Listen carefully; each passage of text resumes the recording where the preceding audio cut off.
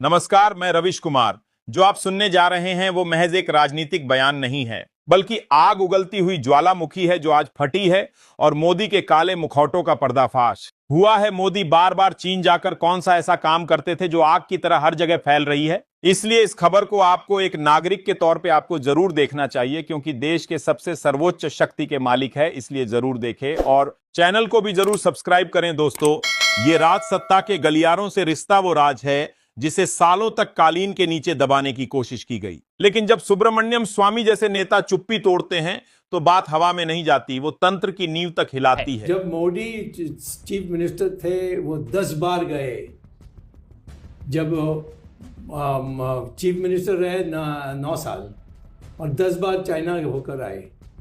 सवाल यह नहीं है कि मोदी जब गुजरात के मुख्यमंत्री थे तो 10 बार चीन क्यों गए। सवाल यह भी है कि हर दौरे में ऐशो आराम का इंतजाम करने वाले व्यक्ति को बाद में विदेश मंत्री क्यों बना दिया गया। जब सत्ता सवालों से घबराने लगे और सवाल पूछने वालों को गद्दार कहा जाने लगे, तब समझ लीजिए कि लोकतंत्र वेंटिलेटर पर है। लेकिन हम ठहरे पत्रकार, वो भी आदतन सवाल पूछने वाले, इसलिए आज बात करेंगे उन यात्राओं की जो सत्ता के चुपचाप सफर थे, और उन नियुक्तियों की जो शायद केवल योग्यता का परिणाम नहीं थी बल्कि वफादारी का रिवॉर्ड थी। बात हो रही है नरेंद्र मोदी की, जब वह गुजरात के मुख्यमंत्री थे, और एस जयशंकर की, जो आज इस देश के विदेश मंत्री हैं।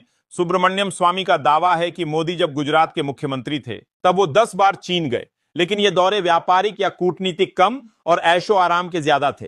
और इन सभी दौरों का शाही इंतजाम करने वाला कोई और नहीं बल्कि आज के हमारे फॉरेन मिनिस्टर एस जयशंकर थे। सवाल यह है कि एक राजदूत का काम क्या सिर्फ प्रोटोकॉल संभालना होता है या ऐश की थाली सजाना भी। और फिर जब वही जयशंकर मोदी के प्रधानमंत्री बनने के बाद विदेश सचिव और फिर सीधे विदेश मंत्री बना दिए जाते हैं तो शक की सुई घूमती है। सुब्रमण्यम स्वामी ने तो यहां तक कह दिया कि जयशंकर के पास उस हर चीनी यात्रा की इनसाइड डिटेल है। मोदी वहां जाकर क्या क्या करते थे, कहां रुकते थे, किसके साथ मिलते थे, किन बंद कमरों में जाते थे। अब जरा सोचिए, अगर ये बातें किसी कांग्रेस या आप नेता ने कही होती तो अब तक देशद्रोह का मुकदमा दर्ज हो चुका होता। लेकिन यह बयान आया है उसी पार्टी के अंदर के एक सीनियर नेता से जो कभी इस पार्टी का चेहरा हुआ करते थे। स्वामी कहते हैं, मोदी सरकार नहीं गिर रही, मोदी गिर रहे हैं।